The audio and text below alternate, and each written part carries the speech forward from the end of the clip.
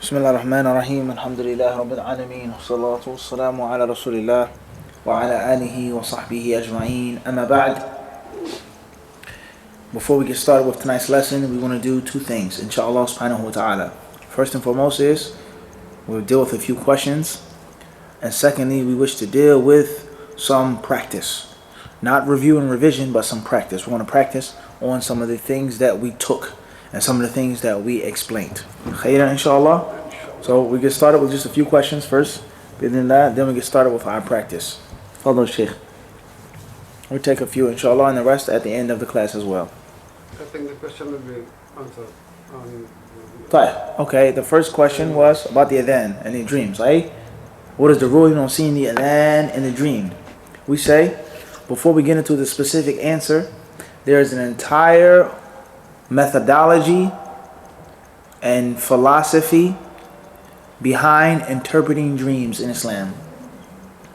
There's an entire way, a total technique of the proper and improper way of interpreting dreams. And from the ways that the specialists, those who specialize in that science, because interpreting dreams is a science, okay, which is laid down in the Quran al-Kareem in many places, specifically in Yusuf alayhi salam and his story. And the Prophet alayhi salatu wasalam, he spoke in many authentic hadith about dreams, such as the hadith in which he spoke about the revelation, how it comes, whether it's like the sound of a bell or with an angel, a dream, etc. And there are many other narrations which the Prophet ﷺ says that a dream is a part of prophecy, a part of nubuwah. We don't want to go too far in that issue. What is important is that interpretation of dream is a science. And if it is a science, then automatically means there are do's and don'ts. And there are principles and there are methods and techniques for any science. Fiqh, tafsir, hadith is a ilm. It's a discipline, it's a field of study. So therefore, from the most thorough and proper ways of interpreting a dream is not to take a general, vague dream and say it means this and it means that, as many people do, which is a mistake, as the specialists clearly state. Rather, you have to look at a person's life, his lifestyle, his practice or her practice of the deen, his emotional state, so on and so forth. All of these things are very important in reaching a thorough interpretation of the dream. Everybody clear on this? And people interpreting dreams without the proper knowledge and experience is very dangerous. So we say in brief, whereas this is not a dream interpreting session to sit with this brother and kada, how did you go to sleep? How do you live? What are your al-muhim? In general, the ulama of Islam who deal with dreams, they say seeing the adhan or hearing the adhan in the dream can mean the following things. But we said this is only in general. In general.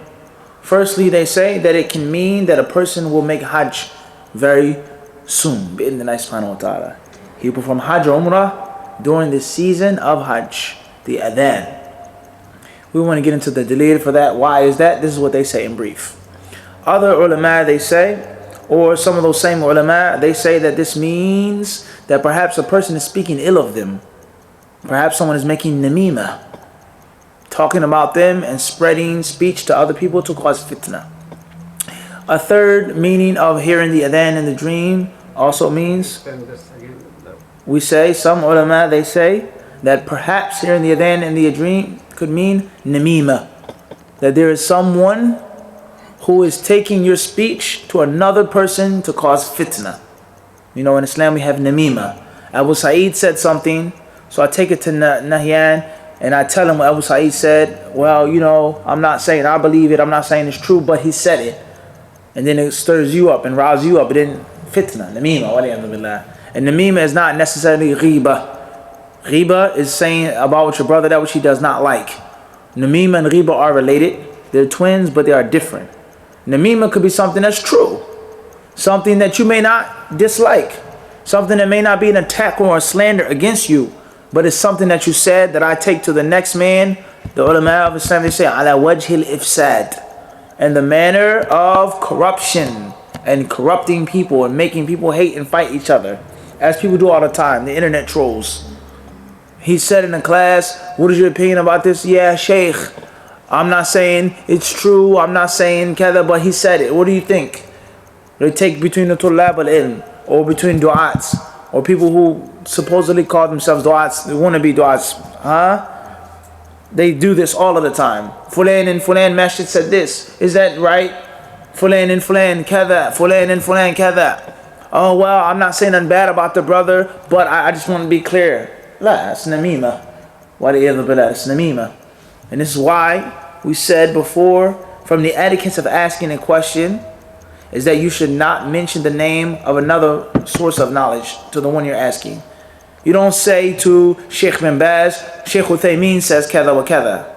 You don't say that. You say, I've heard, I've been taught. Qila. What if it is said, ya Sheikh? What do you say about those who say mathalan? But when you bring a specific name to another personality, that's a no-no. And that's wrong. And the reason why that is a no-no, because it can have bad effects on the fatwa. Or can have a bad effect on the answer of the question if it's not a fatwa. Good or bad. You may mention someone to me, and the moment I hear that person's name, I automatically, Sheikh Al-Albani said it. Oh, khalas, I don't want to deal with it now.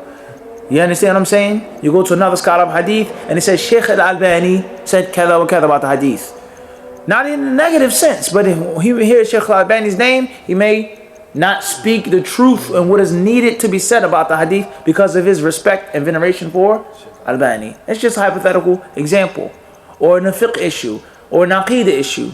Shaykh al-Islam Ibn Taymiyyah said it. Wow, it can't be wrong. Everybody understand this? And those are ulama who have passed on. So what do you think is the case about people that are alive today? You go to an imam of a masjid and say the imam at 109 said kada wa kada. He may not want to say nothing, anything about it anymore. Or he may say something negative. Oh, it's wrong, it's this and it's that, so on and so forth. Because there may be competition, maybe rivalry, jealousy, envy, etc. Everybody clear on this? So this is a mistake and is a no-no that many people they do. You don't say that. Or as other people they do, like, we'll suffice ourselves with that. And another interpretation of hearing the adhan in the dream, as some of the ulama mentioned, is tight. We'll just suffice ourselves with those two, because the next thing is going to be even deeper than that. Khair inshallah. Let's move on. Alright, we have a scenario. Some things, alaikum salam, I'll mention, and some things I'll get you brothers to mention with regards to the slaughter. Taib, we have a Muslim who wishes to slaughter a sheep. He takes the knife and he cuts the animal of the knife. He cuts the throat of the sheep. The sheep begins to bleed, but the jugular veins were not fully severed. The sheep dies. He then goes on to process the sheep. Is the dhabiha permissible or impermissible to be eaten? Permissible. What you say, Nahyan? I'd say it wouldn't count as udhiyyah. It wouldn't count as udhiyyah. It wouldn't count as udhiyyah, but Is that, what would you say? I would say, It's permissible. what would you say, Sheikh? I think it's permissible. Permissible. Tayyib. Did we ever explain about the jugular veins and those things that must be cut? Did we get into that yet? We mentioned in brief. In brief. So therefore, it's some precaution that you have to take in saying it's permissible. Because I clearly mentioned that he cut the sheep and the sheep bled. But it wasn't a thorough cut. Everybody understand this? So he cut the esophagus and that's it. But the main arteries of the blood were not severed. Permissible, you guys say permissible. Right. Moving on. We have a person, a Muslim who is hunting. He's hunting with a rifle. Everybody clear on this? He sees his deer. He shoots the deer and he kills the deer. Is it permissible for him to eat the meat of the deer? as long as he says Bismillah. Is it permissible for him to eat the meat of the deer? Yes. Without Bismillah? No. Is it permissible for him to eat the deer? That's the question. No. Yes. Yes. Why is it impermissible? Because he didn't say Bismillah. But let's say he forgot. He's a Muslim. He didn't. According to what we learned, we said what? Ascent. He cannot eat it. Everybody clear on this? A third scenario. We have a Muslim who has a sheep and he slaughters the sheep. He kills the sheep with a very dull knife. He said Bismillah. He was of age. He was sane, so on and so forth. But the knife was very dull, and he had to cut it 3 or 4 times across his neck and wait a good amount of time for the sheep to eventually die. Permissible or impermissible? According to what you gave Permissible. us. According to what you gave us, said the knife should be, the weapon should be sharp. As a condition of the slaughtering that the weapon has to be Sharp. sharp. The knife was blunt. The animal died from shock and not actual. Bleeding out. Aywa, It's not permissible. impermissible. Fine. Okay. We have a Jew. He has an animal. He has a very sharp knife. The Jew says, Bismillah. He kills the goat. Permissible or impermissible? Permissible. But he's a Jew. He's not a Muslim. It's a katabi. He's a Jew. He's a Jewish man. Yeah, unless he say Bismillah, so Permissible or impermissible? Permissible. Why is it permissible? Because Allah says Kitabi. We say it's permissible because he didn't miss a condition. All the conditions are met and fulfilled. Fine. All right. I want you to give me a scenario of an impermissible type of slaughter. And why?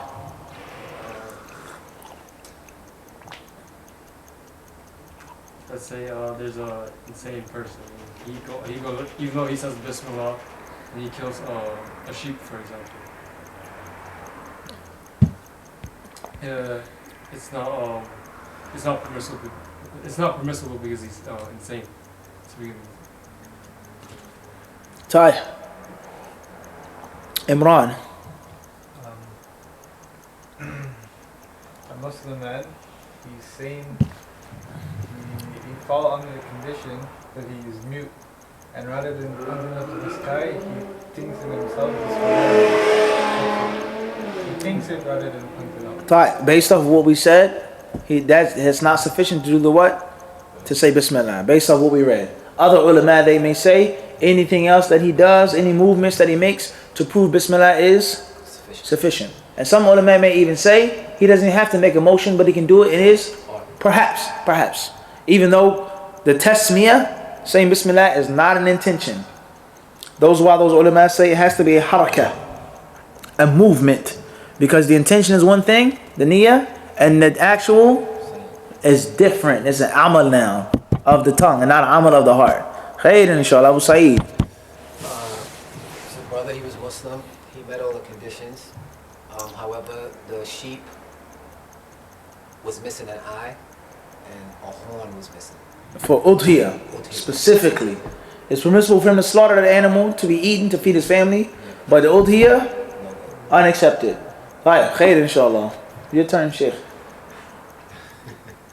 I missed some class. Just think about it. Okay. So the Muslim, if he forget the Bismillah and he not like able to like speak the Bismillah. So one is that condition. Number 2, if he is sim, if he not sim, so one is that condition. Let's say, what about if a person, a Muslim, slaughters it in the name of his sheikh in his village That is in Pakistan? more than haram. What is the ruling on it? It's not permissible. Because he did 2 things. One is he did haram, and the other thing he did shirk. Akbar or asghar?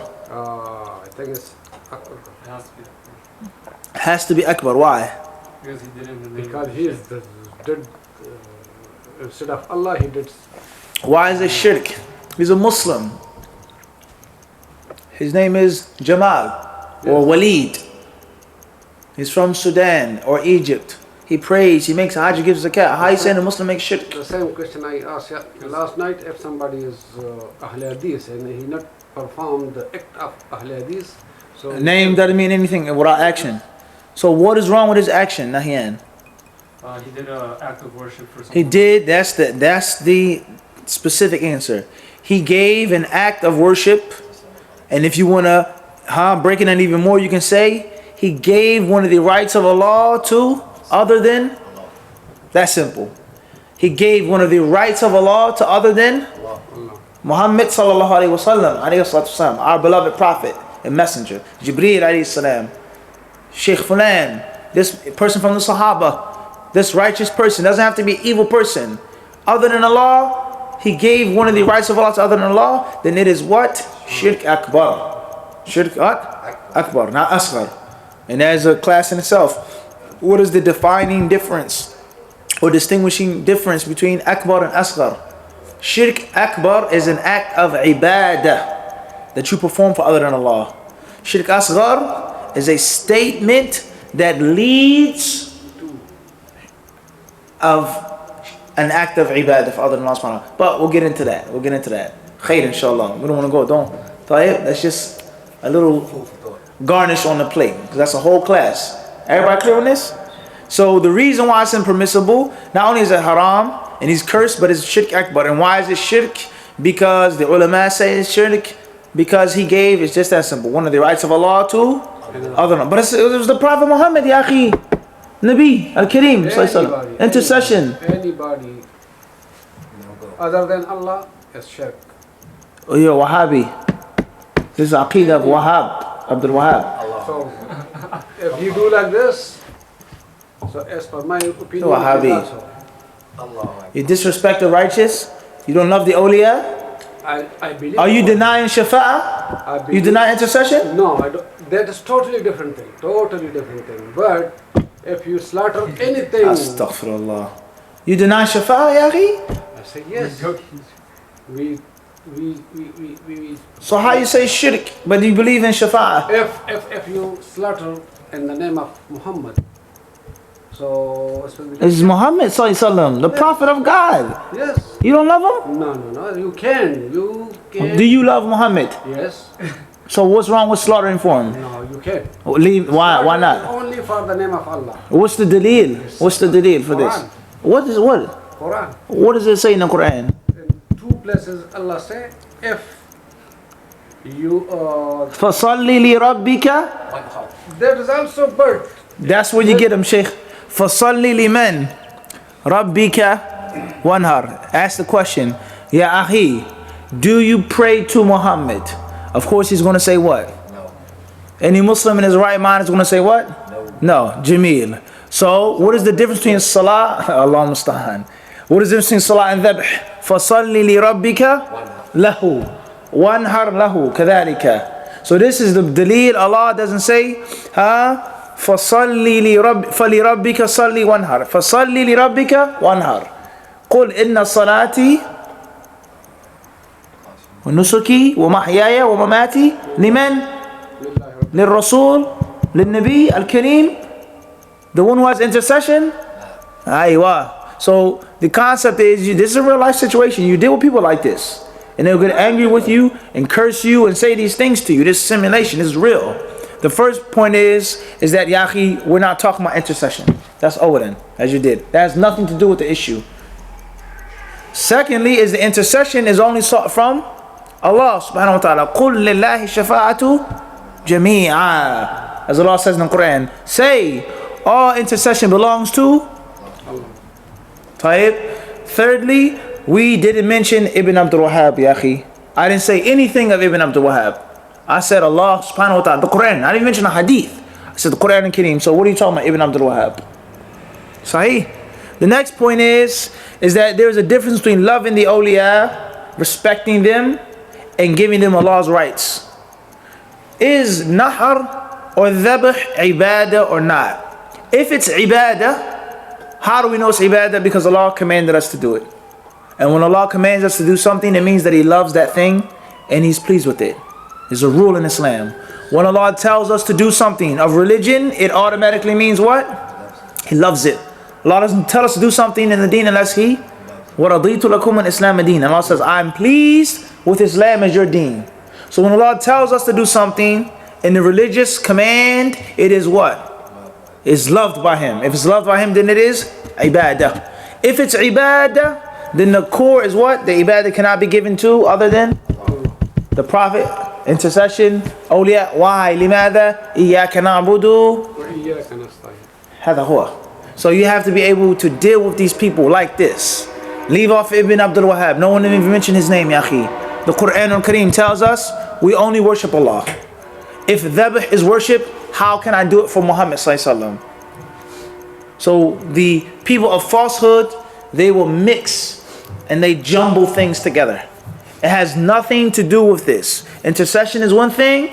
Loving the awliya is one thing. The Prophet's rights are one thing. Allah's huquq is one thing. And this is the core essence of Islam. Everybody understand this? This is the what? Core essence of Islam. Just like other people make the another type of mixture with the ulama. Are you going to disobey the ulama? The ulama don't know. I didn't say that. But I'm saying in this issue right here, I believe so on and so forth about Brother Abu Sa'id. I know him personally. I sat with them. I don't think what they're saying is right. But the ulama, Sheikh Fulan, are you going against Allah? Don't mix things up, ya akhi. Let's not jumble things together. If I disagree with one alim, one scholar, that means I hate all of the ulama. So the traits of the Yahud waliyadu billah is they do this. As Allah says, وَلَا تَلْبِسُوا, do not mix the what? The truth with the, don't do that. So therefore it's a capital mistake in debating and arguing and discussing things with people is to mix things that do not belong together with what? Shamsuddin just walked in the door. What does he have to do with your phone that you lost yesterday, Imran? Shams, did you take the phone? But you're in the masjid. He wasn't here last night. What is him mixing things that don't belong with each other? This is not the way of Ahl Sunnah. We take A and over in the place for A and B in the place of. This is crucially important in any aspect of the deen. And most Muslims that you talk to that are ignorant or sinful, most of them, they have this concept with them. If you speak to them about the hijab, they'll start going into a whole nother conversation. What about the hijab? Allah commands you to wear the hijab, sister. What does that have to do with your family and this and kada, your ex-husband and fulan? The beard. What does the leader in your country that you came from have to do with your beard? Muslims, they say this. I come from Morocco. In Morocco, they don't let people wear their beards. They do this, they do that. They're evil leaders. They're not Muslims anymore. Wallah, I've had conversations like this in America. In America, a brother, he owns a seafood restaurant in Philadelphia. I wasn't talking about the beard, but they start getting on religious debate. I was ordering food. I didn't want to talk about religion. I wanted to order some fish, fried fish. And it came up, and the guy started talking about the leaders in Morocco. They're this, they've destroyed Islam, they've wiped away Islam, they care that. Perhaps. But what does that have to do with Philadelphia and you practicing Islam right now? Are there any leaders from Morocco threatening you, putting you in jail for praying and not smoking and so on and so forth and selling haram products? So we cannot do this mixture and throwing things into one big gumbo, one pot. Yeah, it's a different dish, yahi. Everybody clear on this? It happens very often. So therefore slaughter is only for Allah subhanahu wa ta'ala. And if it's done for other than Allah, the mighty and the majestic, no matter how noble, no matter how lofty the status of that person is shirk akbar. Everybody clear on this? Fine. Moving on. The author, he says here, الثالث من شروط الزكاة. You got the book, Sheikh? Page 1566. Alaikum salam. He says, أن يذكي بمحدد سواء كان من حديد أو حجر أو قصب أو غيره وهذا مجمع عليه لقوله صلى الله عليه وسلم ما أنهر الدم وذكر اسم الله عليه فكل ليس السن والظفر أما السن فعظم وأما الظفر فمدى الحبشة متفق عليه من حديث رافع بن خديج إلا السن والظفر لقول رسول الله صلى الله عليه وسلم في حديث رافع بن خديج ما أنهر الدم وذكر اسم الله عليه فكل ليس السن والظفر. He then says, the third condition of zakah is that it be done with something that is very sharp, regardless whether it is from metal, steel, or iron, stone, wood, anything that is very sharp. The explainer, he says, this is agreed upon among all of the ulama, ijma'. None of the ulama differ on the fact that it's permissible to slaughter an animal with any object that is what? Extremely sharp, with exceptions to two things. And those are claws and fangs or teeth, depending on the animal, how you use it. Nails. Aywa. And the dalil for this is the hadith of Rafi ibn Khadij 1566. Page 15, 1566. The dalil for this is the hadith of Rafi ibn Khadij radiyallahu anhu, in which the Messenger of Allah alayhi salatu wasalam, he says, anything which spills the blood and upon which Allah's name has been mentioned, then eat, as long as it isn't sin, tooth or fang, or a dhufr, a nail or a claw. He says, as for teeth, then it is azam, it's considered to be a bone. And as for a nail or claw, then it is the weapon of the mushriks from Abyssinia, the Abyssinian mushriks. Everybody clear on this? In other words, the Prophet ﷺ, he disliked these things that came from pagans or came from people besides the Muslims, whether they're Christians or whoever. But in most cases, he wasn't talking about Christians, because we were allowed to eat the slaughter meats of Christians, whether they're from Abyssinia or any other place. But he was speaking about mushrikeen, whether they're from Africa, Arabia, Asia, or wherever. Everybody clear on this? Tight. Moving on to the next point, inshallah subhanahu wa ta'ala. Follow Shaykh 1566. We're going to read here some speech of the ulama with regards to mentioning Allah subhanahu wa ta'ala's name, and some of the aqwal and the different classical madhabs with regards to mentioning Allah's name. We said before that is a very long topic of khilaf. It's a very long discussion of differences of opinion. So we will give you inshallah a little more juice than that, because we mentioned it in brief. The author Ibn Qudama rahimahullah, his opinion was the name of Allah must be mentioned at the time of dhabh. But if a person forgets about it, it's also permissible and valid. You intended to say Bismillah, but for one reason you forgot. You had the animal and you put the blade to its neck, and then the brother came and said, hold on, that's the wrong animal, that's the wrong sheep. Here, go into the next room, this is your sheep. Or you got a phone call, or you dropped a knife, or something like this, and then you cut it without saying Bismillah. You didn't intentionally neglect it, but you forgot to say Bismillah. The author said that it's still what? Still permissible, still valid. As for hunting, he said that if you forget to say Bismillah before you release your shot, then it is what? Invalid and impermissible. And we said that other ulama, Shaykh Abu Bakr, they say, whether you forget or not, they say, they say what? Whether hunting or slaughtering, if you forget, then it's both what? Both good. Everybody clear on this? So let's get into the actual nitty-gritty of the issue. فَيُشْتَرَطُ فِي حَلِّ الذَّبِيحَةِ أَنْ يَذْبَحَ مُسْلِمٌ أَوْ كِتَابِيٌّ يَهُودِي أَوْ نَصْرَانِي وما يشترط في حل ذبيحة المسلم يشترط في حل ذبيحة الكتاب، ومن ذلك تسمية الله على الذبيحة، فإن سمى غير الله أو تسمية الله عمدا فلا تحل ذبيحته. وذهب الشافعية إلى حل ما تركت تسمية الله عليه سهوا وعمدا ما لم يسمى عليه غير الله فيحرم، سواء كان ذابح مسلما أو كتابيا.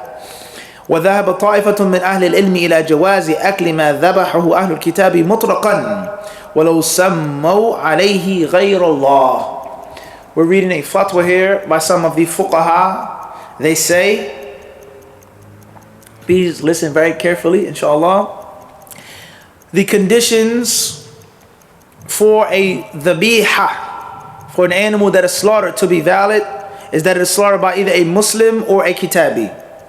And the kitabi is either a Jew or a Christian. Everybody clear on this? These conditions are general for Muslims, Jews, and Christians. They're all the same.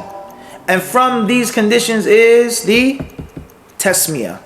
The tasmiyah means the act of saying Bismillah. The act of what? Saying? You call it the tasmiyah. He then says, if a person mentions other than Allah's name, or forgets to say Bismillah intentionally, then some of the ulama say the biha is no longer the biha. It's unlawful to be eaten. Everybody clear on this? As we've explained, or Ibn Qudamah. If you say other than Allah's name, they say it's what? Haram. Or if you intentionally leave off saying Bismillah, they say it's... That's one opinion that we studied. Now let's move on to the next opinion. The Shafi'i school of thought holds the view that if a person does not say Bismillah intentionally or unintentionally, it is lawful to be eaten, as long as no one other than Allah was mentioned. There's another view now. These fuqaha of the Shafi'i school of thought, they say that if you don't say Bismillah intentionally or regardless, you slaughter without saying Bismillah, they say it's what? It's okay with one condition, and that is No one else is mentioned. Ahsant. So let's make a scenario. The Muslim brother or a Christian man or a Jewish man, a Muslim woman, a Jewish woman or a Christian woman, they have a sharp knife. The animal is lawful to be eaten. It's a ground animal, a land animal, etc. And they put the knife on the animal's neck without saying anything. What is the ruling of eating this meat? According to Shafi, According to the Shafi'i school of thought. We didn't say Imam Shafi'i. The is what? Permissible. Next scenario. A Muslim man, he slaughters the animal and he says, Bismi Muhammad, in the name of Muhammad. Permissible and impermissible. If a Jewish man slaughters the cow and he says in the name of David or Judah or so on and so forth, what is the ruling? Impermissible. Everybody clear on this? This is a different madhab now. We said it was long khilaf. We gave you the simple way. Abu Sa'id, we gave you the simple way. We said we're going to open it up now. This opinion, Shamsuddin, tell them, pay close attention, is totally different now. They say you do not have to say Bismillah. And it's permissible to eat the meat as long as other than Allah subhanahu wa ta'ala. Everybody clear on this? If anyone other than Allah is mentioned, it is now. If no one's name was mentioned, it is. Everybody clear? Clear or unclear? This Clear or unclear, Sheikh? is clear, but one question. This statement is by Imam Shafi or No, we said the Shafi'i school of thought, Ash-Shafi'iyyah. We never said Imam Shafi'i. Okay. So he not mentioned this kind of statement. We said the fuqaha of his madhab. Whether he said it or whether he didn't say it, whether they took it from his opinion, from his usul, al-muhim, right now we're mentioning what? The view of Ahsant, of the school. But it doesn't matter, regardless. Whether it is his statement or not, it is an opinion. And we've given the simple way. Now we want to show you, because we said that it's not a simple issue. Now we're going to show you how big the issue can become. Second opinion. Moving on to the third opinion. وَذَهَبَ طَائِفَةٌ مِّنْ أَهْلِ الْعِلْمِ إِلَى جَوَازِ أَكْلِ مَا ذَبَحَهُ أَهْلُ الْكِتَابِ مُطْلَقًا. A third view. View number 3. Some of the people of knowledge, they hold the view that it is permissible to eat that which the Jews and the Christians slaughter, even if they mention other than Allah's name.